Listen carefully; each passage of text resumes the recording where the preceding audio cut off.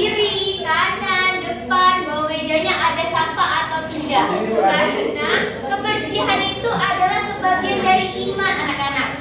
Kelas kita bersih, proses pembelajaran akan nikmat. Materi masuk di otak, jadi tolong dibuang dulu kalau ada sampahnya ya. Oke, kita lanjut. Di sini ketua kelasnya siapa? Boleh angkat tangan? Vicky. Siapa namanya nak? Vicky. Oke, Vicky, boleh kamu bimbing doa sebelum kita mulai pembelajaran ya? Baik teman-teman, mari kita mengenai kepercayaan kita masing-masing. Berdoa mulai. Berdoa selesai. Amin. Sekretaris di sini siapa? Oh, Nabila ya. Siapa yang tulis larinya?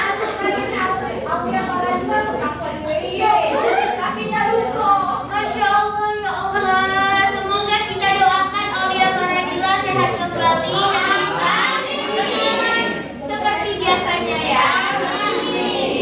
Nah, pembelajaran hari ini itu sangat spesial anak-anak. Karena ibu tidak sendirian.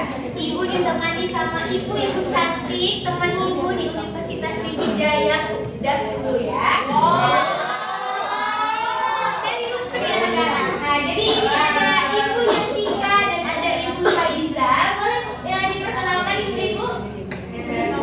Halo anak-anak. Perkenalkan nama Ibu Yantika Maharani, panggil saja Ibu Ika. Ibu adalah teman sekelas Ibu Nadine di kampus terlebih terdulu.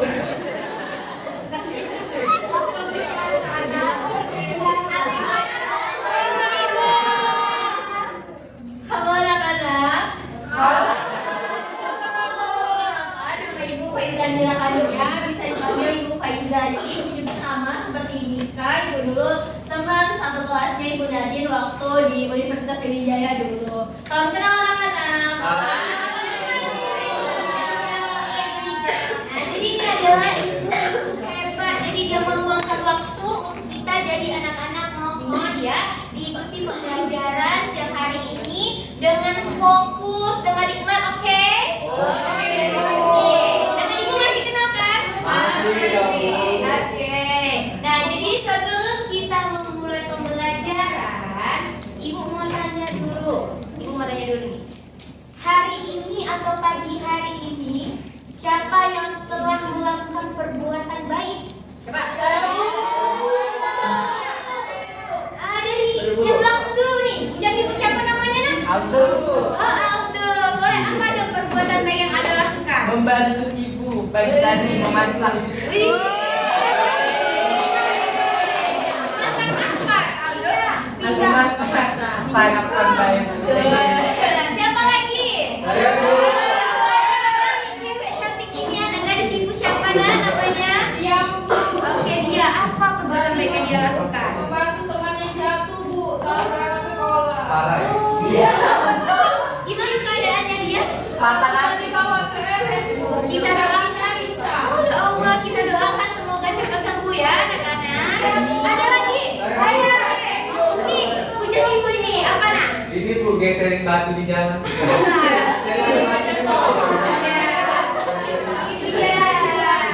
jadi ibu ada kalimat motivasi sedikit untuk kita siang ini. Perbuatan baik mungkin terlihat kecil anak-anak, tapi dampaknya bisa mengubah hari seseorang. Karena apa? Bangun tidur dengan hati yang baik, mood yang baik, dan telah perbuatan baik kita lakukan, insya Allah kita menjalankan hari dengan penuh gembira, penuh senyuman, berpikir yang positif. Benar atau benar? Benar. Oke, jadi ada yang ingat gak minggu kemarin kita belajar apa? Nah itu Nah, ujian ibu, apa nih nak? minggu tadi kita membahas latar belakang perubahan Undang-Undang 1945. Oh, beri tepuk dulu untuk Aldo.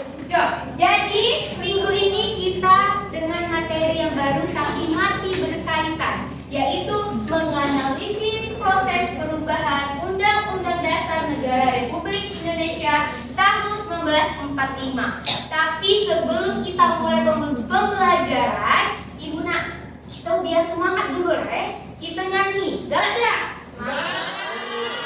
Kita nyanyi lagu nasional Nah, siapa nak bantu Ibu jadi dirigent? Saya. Boleh. Boleh nih, pindah ke depan. Pindah nih ke depan ya. Jadi oke. Ya, anak-anak yang lain mohon berdiri biar jiwa nasionalnya lebih semangat lagi ya. Indonesia lagi pergi.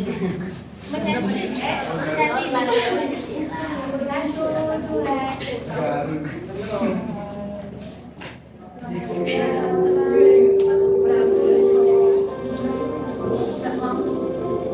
Tangannya di dada.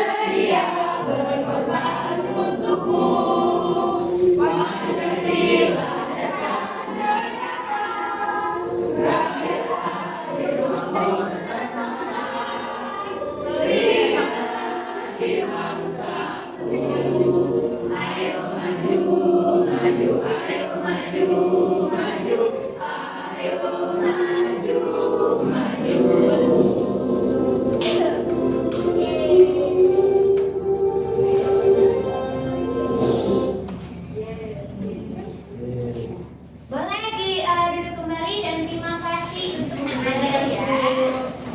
Hadir ya. Oke anak-anak, jadi lagu nasional yang kita nyanyikan tadi itu bukan hanya sebuah lirik, bukan hanya sebuah lafaz yang harus kita ucapkan, tapi itu adalah semangat jiwa nasional kita, semangat kita jadi pemuda-pemudinya bangsa Indonesia. Oke, untuk materi selanjutnya, Ibu mau jelasin tujuan dulu nih. Tujuan pembelajaran kita hari ini adalah peserta didik mampu menguraikan prosedur perubahan Undang-Undang Dasar Negara Republik Indonesia tahun 1945 sesuai pasal 37. Nah, untuk materi akan dijelaskan oleh Ibu Ika. Jadi mohon banget diperhatikan karena ini ibunya susah-susah datang ke sini ya. Oke, untuk Ibu Ika dipersilakan. Halo anak-anak. Masih ingat gak siapa nama ibu tadi? Masih. Siapa nama ibu? Iya, benar sekali. Di sini ibu akan melanjutkan pembelajaran ya. Iya, Ibu. Jadi hari ini kita akan mempelajari tentang menganalisis proses perubahan Undang-Undang Dasar Negara Republik Indonesia tahun 1945.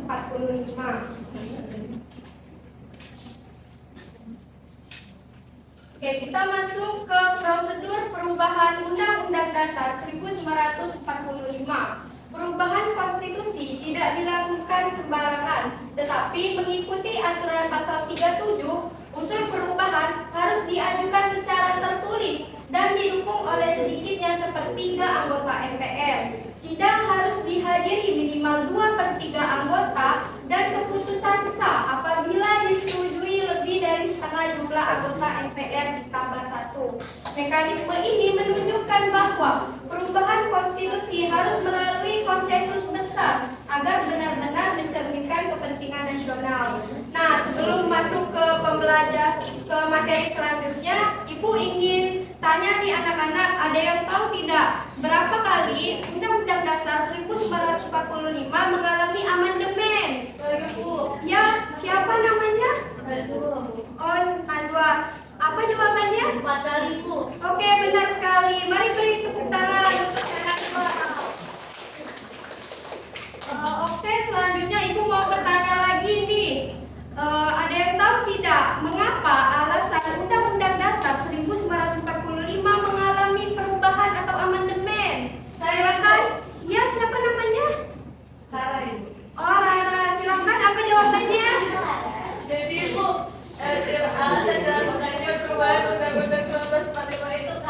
untuk membatasi kekuasaan presiden dan menjamin hak asasi manusia, Ibu. Oke, benar sekali. Mari kita beri tepuk tangan keras.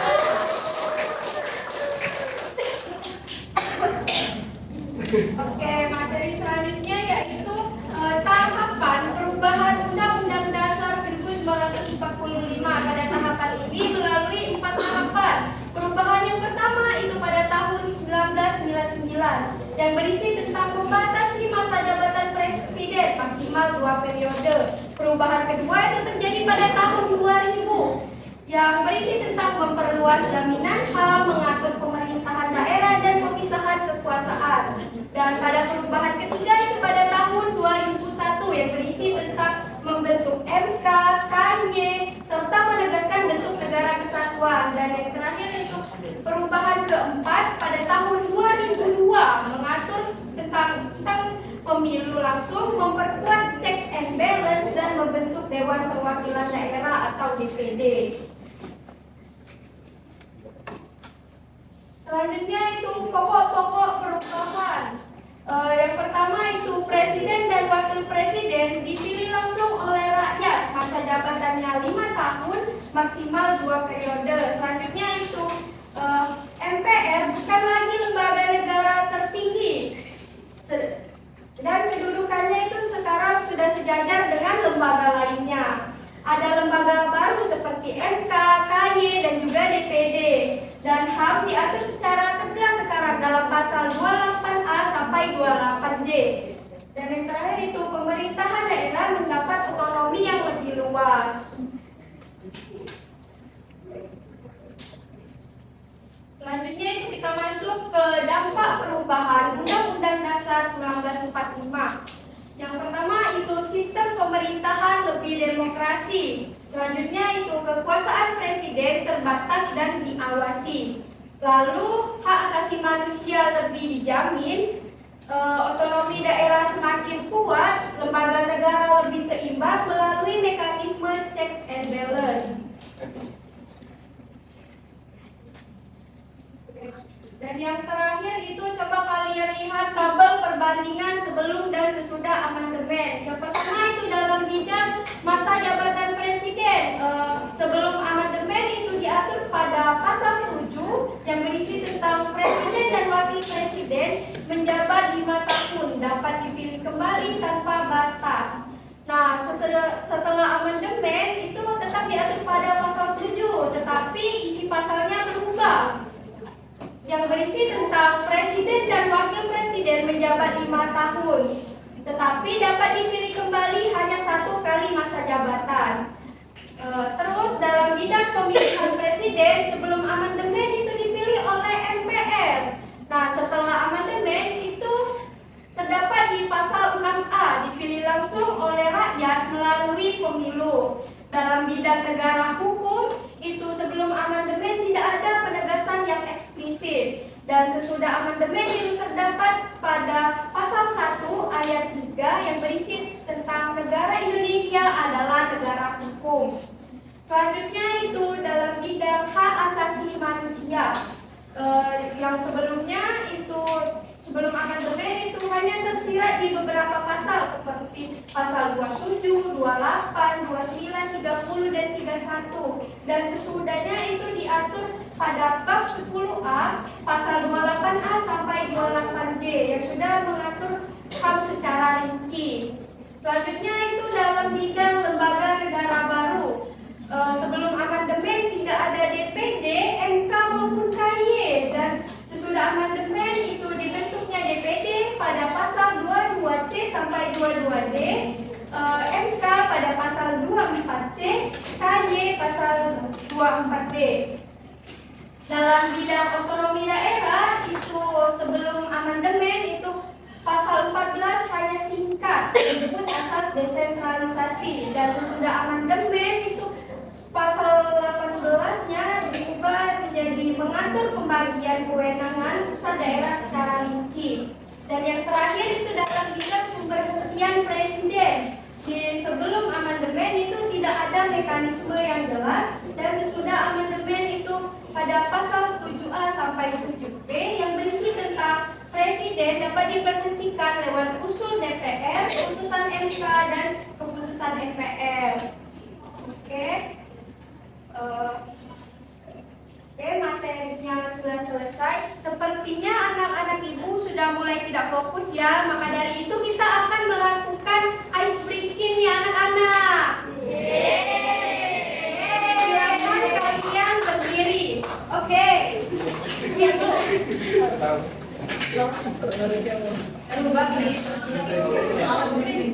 Oke. Ya, berdiri ya, berdiri. Oke, jika ibu bilang pagi, maka kalian tepuk tangan sekali.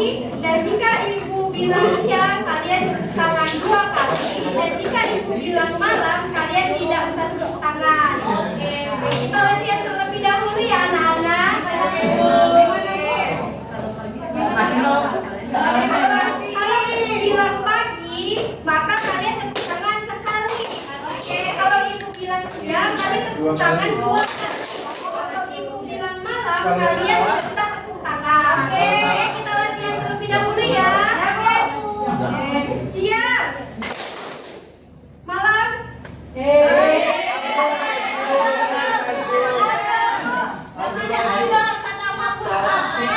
Pagi ya. Siang. Oke, sepertinya sudah mulai bisa ya. Bisa. Kita mulai ya anak-anak. Oke. Pagi. Malam.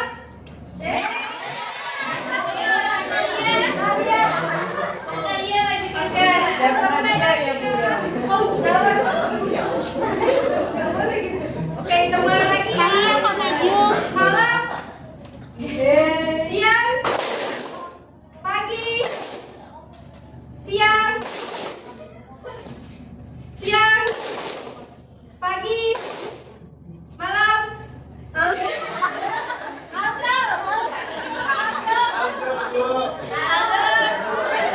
Alia boleh maju ya, ini ya.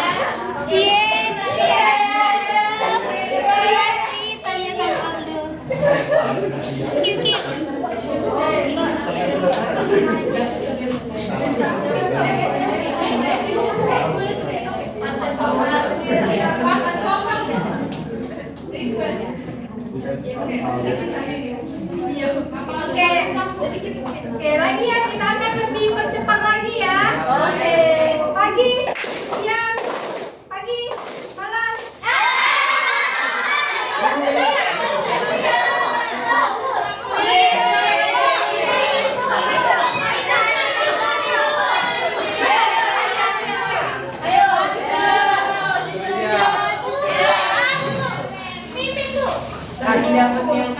Boleh sekarang banyak yang di tengah ya.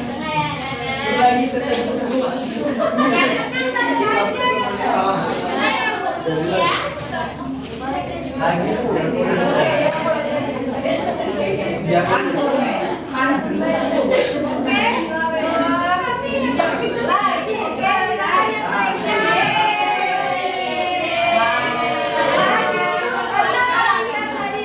Fokus ya. Jadi ibu mau kasih pertanyaan nih untuk kalian. Double Ini ya. aku kasih sampai tahu boleh duduk. Oke. Sebelum amandemen, siapa yang memilih presiden dan wakil presiden? Ada tadi loh di PPT ibu. Oke. Oke, benar.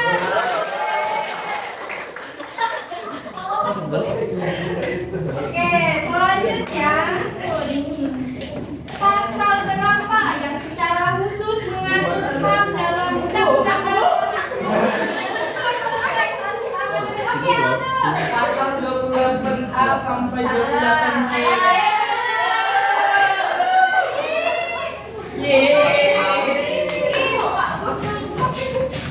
Ini pakai HP. Oke, pertanyaan selanjutnya. Mengapa masa jabatan presiden dibatasi maksimal 2 periode?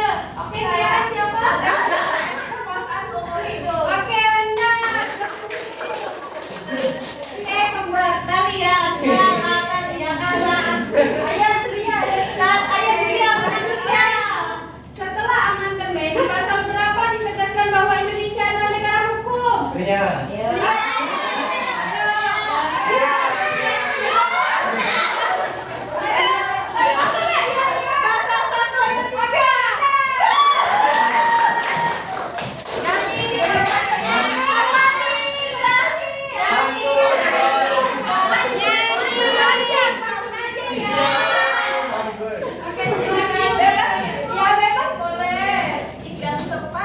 Oke,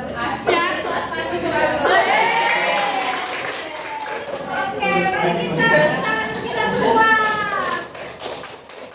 Oke, kita akan melanjutkan kegiatan selanjutnya, yaitu kita akan memainkan games. Games itu berupa games kartu permainan. Oke, Bu. Di sini Ibu akan menjelaskan mekanisme dari games ini ya anak-anak. Mohon disimak baik-baik. Yang pertama, Ibu akan bagi kalian menjadi 4 kelompok besar. Ini kelompok 1, yang ini kelompok 2, ini kelompok 3, dan yang ini kelompok 4 ya anak-anak. Oke, Bu. Oke, setelah Ibu bagi, masing-masing kelompok itu memilih satu perwakilan kelompoknya. Ini kelompok 1 siapa yang mau mewakili? Iya, Bu. Oke, iya. Kelompok 2 siapa? Oke, kelompok 3 siapa?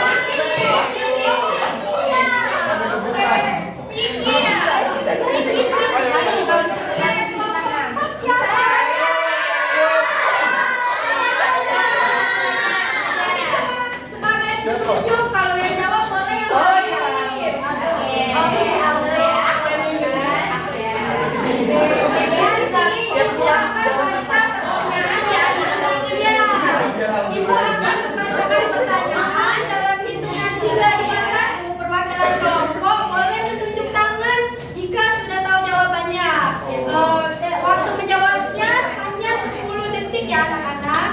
Apakah bisa dimengerti? Oh iya, jika jawabannya benar maka akan mendapatkan poin. Jika salah maka akan dilempar ke kelompok selanjutnya. Kelompok lain maksudnya. Apakah bisa dimengerti anak-anak? Apakah bisa dimulai sekarang? Oke. Bu, tidak sabar banget. Dulu ya.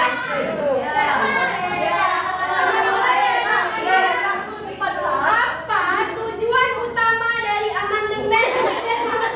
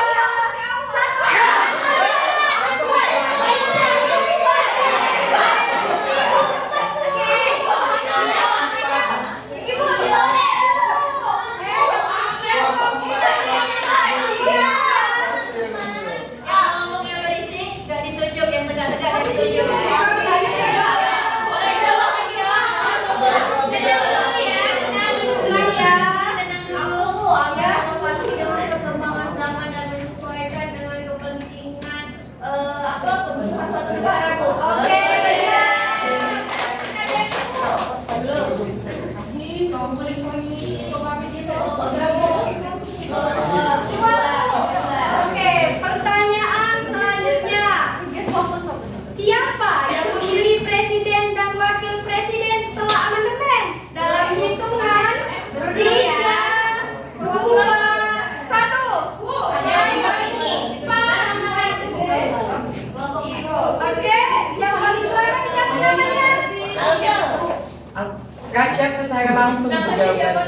Nama saya Aldo, Bu. Oke, jawabannya?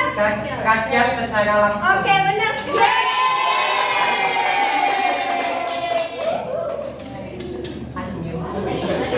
Pertanyaan selanjutnya, apa peran baru MPR setelah amandemen dalam hitungan 3, 2, 1? Kelompok itu Piki. Oke, Vicky silakan. Tidak lagi lembaga tinggi negara, hanya lembaga legislatif bersama DPR dan DPD. Oke, benar.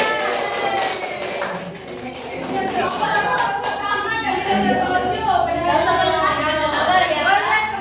Jadi cuma lagi itu perhatian ayo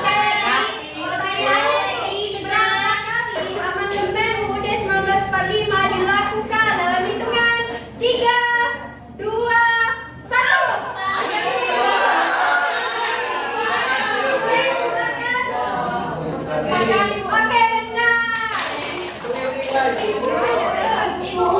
Nanyoy. Nah, ini penentuan ya, penentuan. Ibu yang mampu. Tahun berapa amandemen Undang-Undang Dasar 1945 pertama kali dilakukan?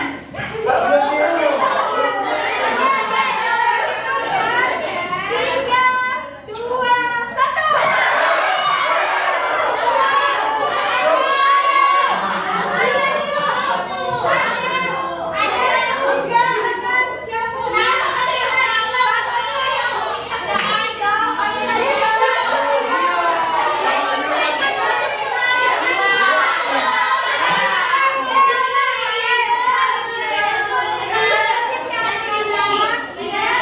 Jangan iri ya.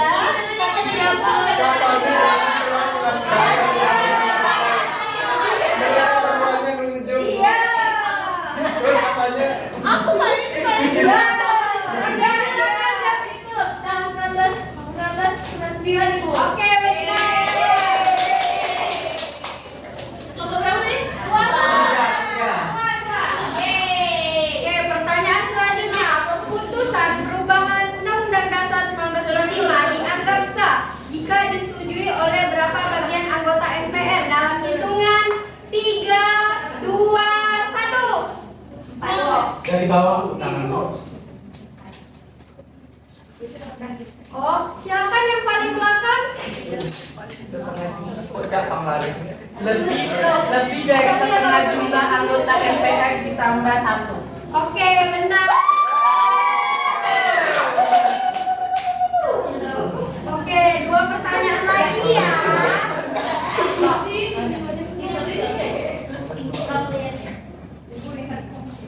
Pertanyaannya, setelah amandemen di pasal berapa ditegaskan bahwa Indonesia adalah negara hukum dalam hitungan 3, 2, 1. Oke, silakan. Pasal 1 ayat 3. Oke, benar.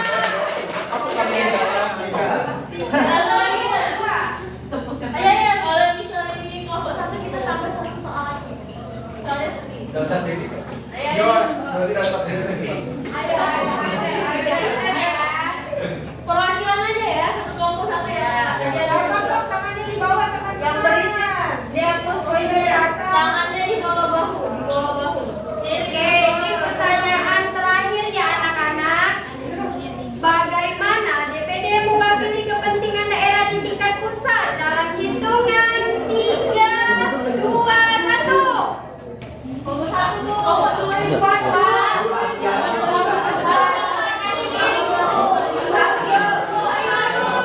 Oke, kita ulang sekali lagi anak-anak.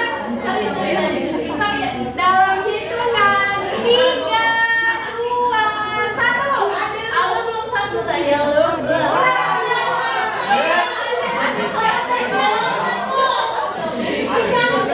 Oke, sekali lagi. Kalau ada 1 baru orang pandangan. 3, 2, 1.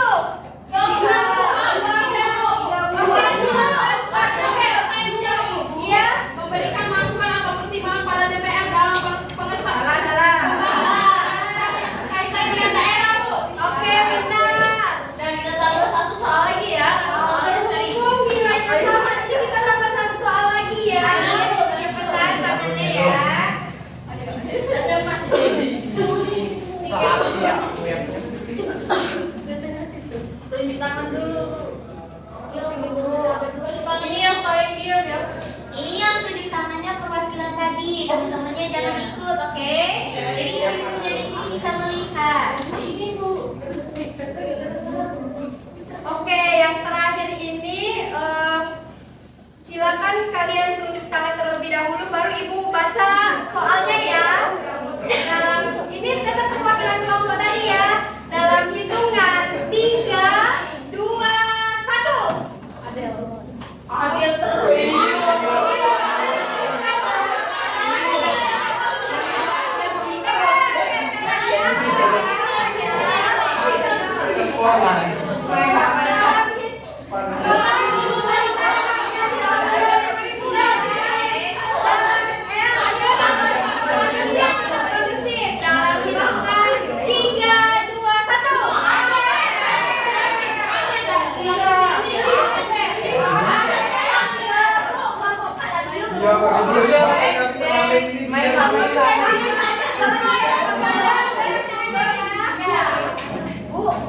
Ini dilempar dalam hitungan ketiga. Jadi siap-siap menghadapinya.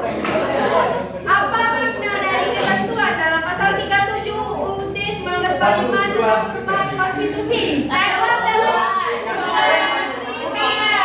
Dilempar. Oke, lempar dalam hitungan 1, 2, 3. Oke, langsung.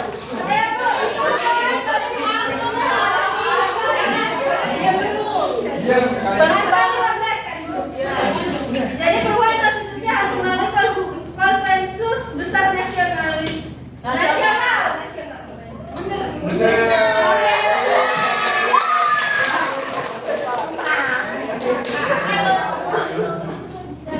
Oke, perwakilan boleh maju ya.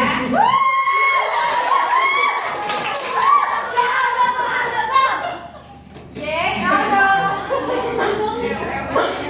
Mau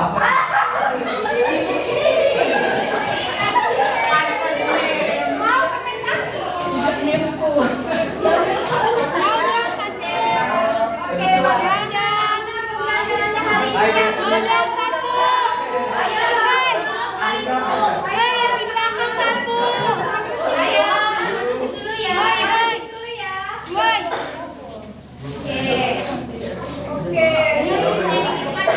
Oke, kegiatan selanjutnya akan dilanjutkan oleh Ibu cantik kita yaitu Ibu Faiza. Selamat siang anak-anak. Jadi tadi kita sama-sama sudah mendengarkan penjelasan materi dari Ibu Ika. Gimana tadi diskusinya? Apakah menyenangkan? Oh, yang lebih seru nggak?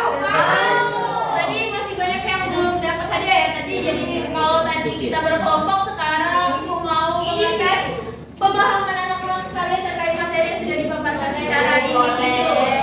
Boleh teman-teman semuanya disiapkan handphonenya, jangan dimainkan terlebih dahulu. Boleh disiapkan.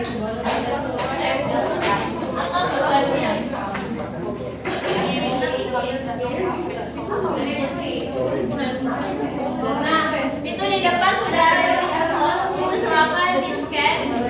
Boom. Di sini Ibu akan mengambil 3 besar dari yang memenangkan games kita pada siang hari ini ya. Jadi silakan dijawab dengan baik soal-soal yang sudah Ibu siapkan dan sudah Ibu cantumkan di games ini. Jadi cara bermainnya nanti ini kan ada labirin. Di setiap labirin itu ada batu yang ada tanda tanyanya. Silakan anak-anak untuk datangi batu tersebut dan nanti akan muncul soal di layar anak-anak semuanya. Nah, untuk soal-soalnya tersebut silakan untuk dijawab. Yang paling banyak mendapatkan jawaban yang benar yang akan menang dan yang paling cepat ya di sini. Iya, sebanyaknya. Itu ada 20 pertanyaan tapi sebanyaknya benar ya. Di sini Ibu memberikan waktu selama 3 menit ya untuk mencari jawaban. Sudah masuk semua? Sudah masuk semua? Yang di belakang? Ada ya? Oke, Ibu tunggu sebentar lagi. Silakan untuk masuk. Sabar ya, Ibu cantik. Tolong untuk namanya dibuat dengan nama anak-anak ya, jangan mengasal dan mengada-ngada. Udah? Untuk mengubah nama itu ada di profile di sebelah kiri atas. Udah ya? Sudah ya? Yang di belakang sudah ya? Sudah. Oke, Ibu buka portalnya. Ayo.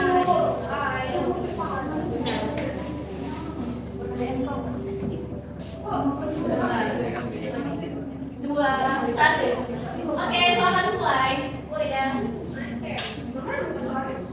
Deketin saja nanti muncul soalnya.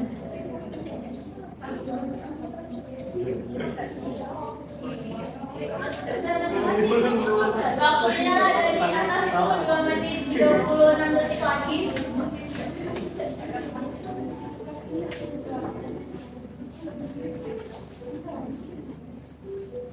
Ikut memantau ya.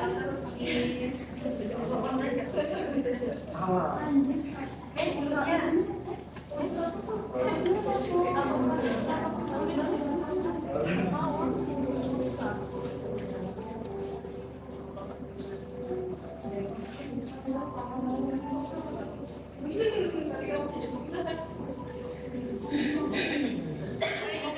dengan jujur.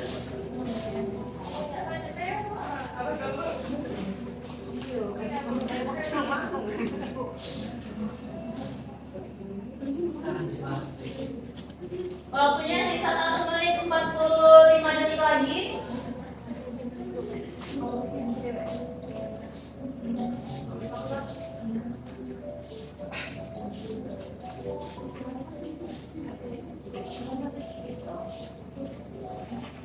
Satu menit 30 detik lagi.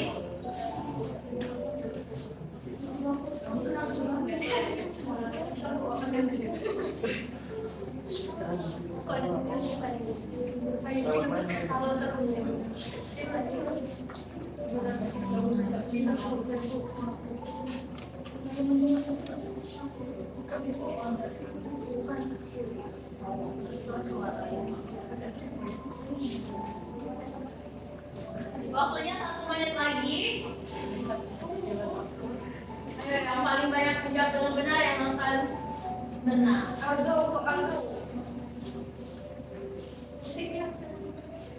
Itu yang tidak mengerjakan di sebelah kanan.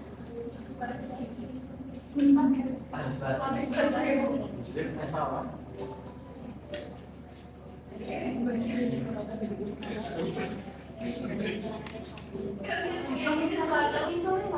Waktunya 30 detik lagi.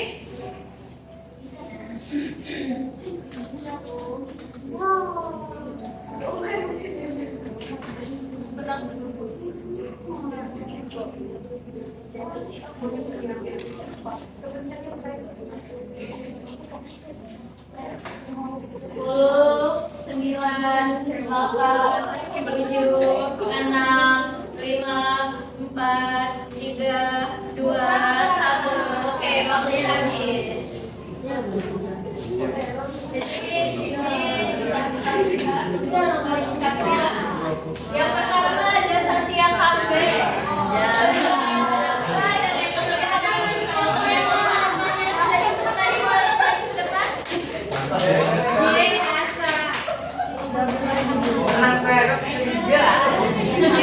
Kita beri tepuk tangan dulu buat apresiasi teman-teman kita yang sudah menjawab dengan poin terbesar. Di sini Ibu sudah menyiapkan reward ya. Boleh sini? Ibu ada oke, boleh kembali. Gimana namanya? Tipsnya tadi menyenangkan atau tidak? Sulit tidak soalnya tadi? Oke, berarti tadi anak-anak belum menyimak dengan baik ya materi yang sudah disampaikan oleh Ibu. Jadi kedepannya pada saat pembelajaran maka untuk fokus memperhatikan buku yang ada di depan, jangan sibuk sendiri-sendiri. Oke, bisa dimengerti?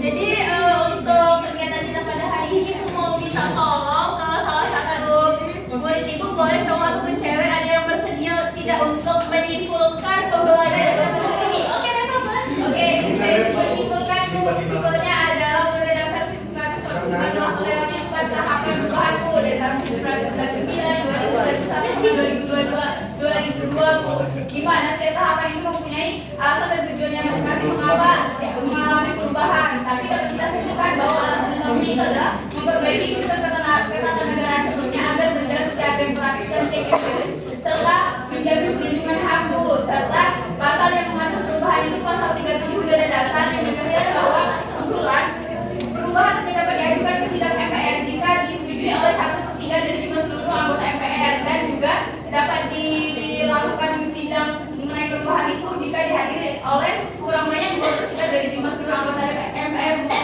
Baik, betul sekali Reva. Jadi perubahan UUD 1945 dilakukan sebanyak 4 tahap, yang mana tujuannya agar sistem ketatanegaraan itu lebih demokratis, HAM lebih terjamin, dan juga kekuasaan lebih seimbang pertimbangan. Beri tepuk tangan kepada mereka. Ingat anak-anak, memahami konstitusi bukan hanya untuk ujian saja, tetapi untuk bekal kita semua sebagai warga negara yang cerdas dan juga sadar akan hukum.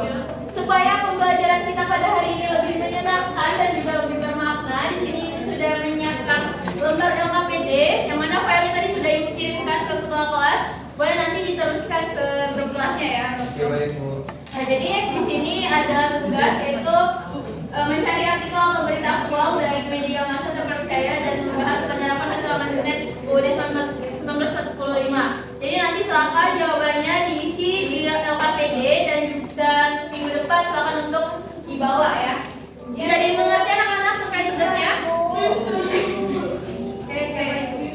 Jadi minggu depan juga kita akan mempelajari terkait sistem pemerintahan Indonesia setelah amandemen Undang-Undang Dasar Negara Republik Indonesia tahun 1945. Silakan dibaca materi yang sudah ada di buku paketnya dan juga silakan dicari materi-materinya yang ada di internet ya.